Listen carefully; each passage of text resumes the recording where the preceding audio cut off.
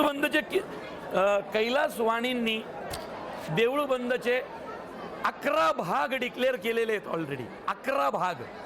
Okay, या सिनेमाच्या शेवटपर्यंत सिनेमा पाहिल्यावर तुम्हाला कळेलच पुढचा भाग. पण ह्याचे 100 भाग झाले, 1000 भाग झाले, तरी दरवेळी येणारा नास्तिक हा अहंकारीच असेल. कारण आपल्या माणसांना अहंकार आपल्या 5वीला पुजलाय. त्यामुळं तो अहंकार मनातून काढण्यासाठी तर अशी देवस्थानं असतात ना, काय इंगळे साहेब. तो अहंकार अशा मंदिरांमध्ये आल्यावर जातोच.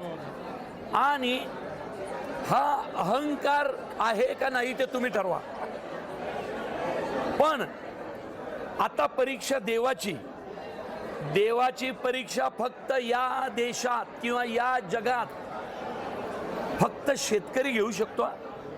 देवाची परीक्षा घ्यायचा अधिकार कुणालाही नाहीये, शेतकऱ्याला आहे. का माहितीये? देव परमेश्वर का?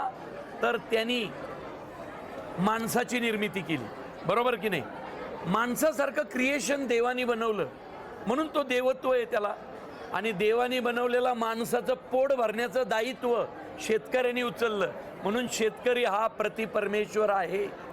त्यामुळं परमेश्वराला जाब विचारण्याचा अधिकार आहे, परीक्षा घेण्याचा अधिकार आहे. आता फक्त हे बघायचंय, शेतकऱ्यांनी घेतलेल्या परीक्षेत परमेश्वर उत्तीर्ण होतोय की नाही.